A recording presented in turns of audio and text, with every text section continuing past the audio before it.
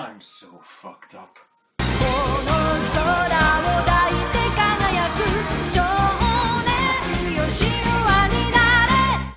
I don't know if this is a sentiment everyone has or if it's just a reviewer thing, but whenever I see a game with an incredibly strange premise, my first thought is, I have to talk about this. And this game, this is probably the perfect example of that. For those who don't know, or in case you needed the reminder, Neon Genesis Evangelion is a 1995 anime series directed by Hideki Anno and released by Gainax. A deconstruction of the mecha genre they would later perfect, Evangelion featured self-loathing, depression, family issues, sense of identity, among plenty of other harsh realities, which made it a hit with critics and certain audiences. However, there's another sect of anime fans, those who see the series as a prime source of giant robots and cute girls, neglecting its sea of emotional issues. And, much to the chagrin of Mr. Anno, these guys are willing to spend money and therefore become the target of a lot of marketing. In case you were wondering, that's what Hayao Miyazaki was talking about when he didn't say anime was a mistake. And it's for these type of people that Neon Genesis Evangelion Ayanami Raising Project was released. 4 times. After an intro that marks the only time Cruel Angel's thesis fits thematically, the game begins proper with Dr. Akagi giving you, a self-insert nerve officer, your new assignment. After you draw your name. In Japanese. Gonna be honest, no idea what I put here. So, your new job is looking after the first child, Rei Ayanami. Strange, I thought she was living independently enough, aside from never cleaning up her damn bloody bandages. You don't live with her either, you just show up and plan her schedule for a week. Again, thought she was doing fine on her own. Except for never going to school. Okay, I think I'm starting to see the benefit for her. Being the submissive little plank of wood she is, Rei doesn't contribute anything to the decision-making process. It's all up to you what she does by placing these kind of vague icons on a calendar. Each one represents a different activity, whether it's training of the fitness, mental intelligence, or sense variety, AVA tests, or going out to do something those with emotions would find fun. Each of these raises stats while lowering others, though it lowers less stats by lower amounts than it raises, so she will naturally get better over the course of the game.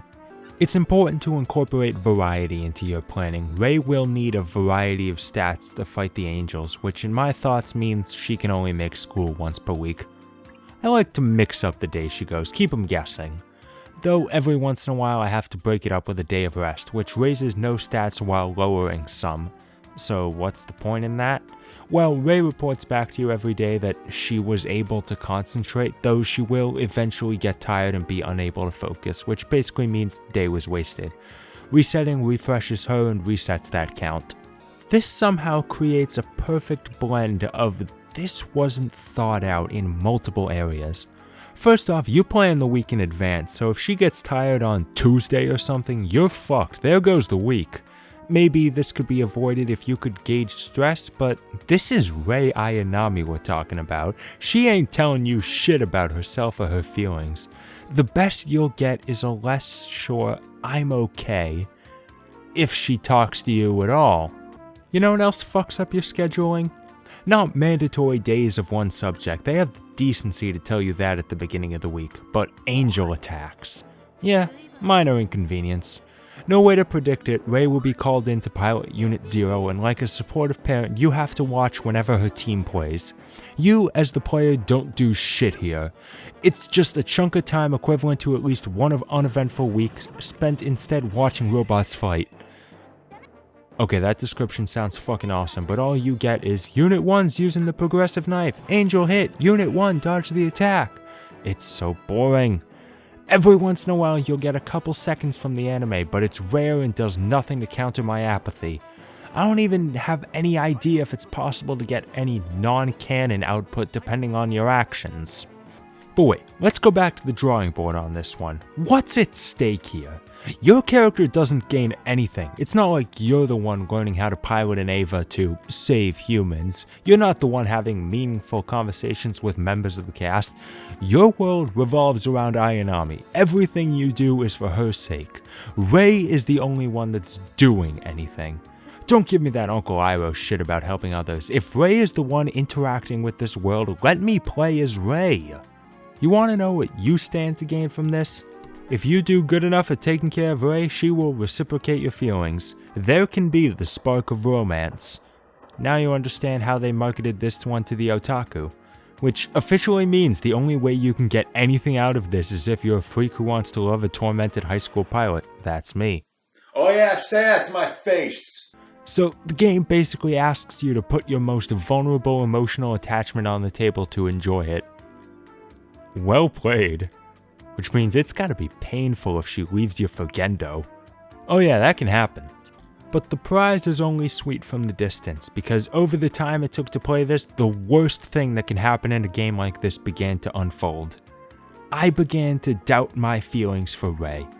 Okay, I was never head over heels for her. It took until 2.22 before I decided I could waifu that, but she works in the context of a series that is neither about her nor spends too much time on her. When she's the focus, the only person you ever talk to, 95% of the time not doing anything interesting, her emotionless shtick stops being cute. Why the hell should I bother working myself for her when I stopped liking her hours ago? Let's think about this for a second. Why did this have to be an Evangelion game? Yes, money, but what if I was managing girls that not only needed managing, but have personality and I don't feel sorry for? Like a Princess Maker, perhaps, a game series by Gainax that inspired this game and also makes logical sense with mechanics like this. Or a magical girl raising project, they sell by the boatload in Japan. Hell, if you have to tie it into an existing anime franchise for the mecha fans. Nia Teplin raising project? Come on, she's actually a perfect girl and I don't trust her to brush her teeth without assistance. No, I'm being serious. Being tied to the Evangelion license hurts this game. Okay, it wouldn't be great as a standalone project, it's boring no matter what, but they feel the need to represent Evangelion when the two styles don't mix at all. Besides the aforementioned angel battles where you're not allowed to interact because canon, you're not allowed to interact with anything in a substantial way because canon. The best parts of the game are when it has a little fun and plays things a little loose. Like when the kids are in a school play, Rei's relegated to the role of tree and Asuka kicks Shinji's ass for kissing her. That's charming as fuck. Or when you bring Rei to the petting zoo and she delicately holds this bunny. And you can bring her to the movie theater or the how is that water blue? Once the game starts grating on you a few months in, you'll start to stretch the agency and visit the town. Here you can find a collection of shops to spend your paycheck on. All for Rei, of course. The single-focused doting starting to get a little creepy. But these are things she could use, like furnishing to make her room look less like a prison cell, a nice notebook, and oh yeah, that's what I'm talking about! Okay, I've got a goal in mind now. I'm getting Rei into that dress before game's end. Thankfully, the monotony doesn't last forever. As expected, Rei does eventually open up to you, looking a lot more happy and more sociable. Again, it gets more enjoyable when it deviates. She was never this cheerful during the show. Admittedly, this really isn't the girl I kind of fell for, but I'll take what I can get now. Motivation to play the whole thing besides review. Just a shame it took 10 months of the 1 year you get. And after she spent Christmas with Gendo. And after she got mad at me for peeking at her in the hot spring. Good morning, sunshine! Things were starting to look good by March, the final month. Rei has friends of her own who'll get ice cream with her. She was actively enjoying my company. And the Nia costume? Wow, that's surprisingly harsh. I mean, everyone else is going through hell by this point. Asuka's in the middle of her breakdown, but like I said, Rei's the only one that matters in this story. But as is typical of Evangelion, anything good can't last long and has to be completely cancelled out because Artemis sails here and Rei sacrifices herself to stop it. Your character, as you imagine, is broken up about this. Ah well, not like we can't just get another. Rei's back! She doesn't remember anything, but you jog her memories, remind her that she abandoned you on Christmas, and she cries in your arms. She picked me! We did it, boys! Congratulations. But like I said, bad things are always just around the corner. Kaoru comes in and fucks shit up. I don't know, I lost interest by this point in the series. The point is that I died in the ensuing chaos. I get close to Rei and I feel the pain. A hedgehog's dilemma at its finest. Now, don't necessarily worry, this isn't the only ending. There's 4 fucking pages of them. But this poor man spent a year taking care of this poor girl who really needs the support, and all he has to show for it is an early grave. Oh yeah, there's a post-credit scene too where Rei's working at a fast food place and you're a frequent customer?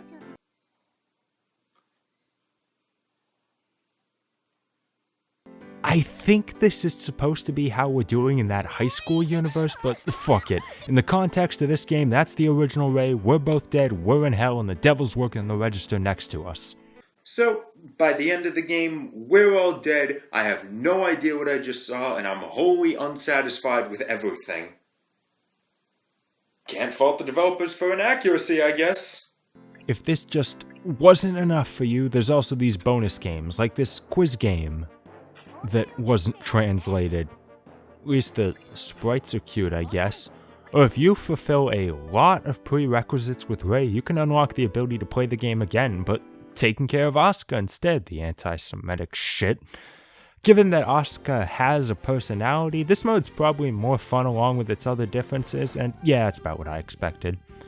Rei better have worn that Nia dress to my funeral. It's the least she could do at this point. The worst part is, I can't blame anyone for making this. By finding the concept interesting, downloading a translated ROM and reviewing it, I've proven that a game like this has an audience. I kinda got invested despite the obvious pandering that gives the game its sole purpose. But I'm not stupid.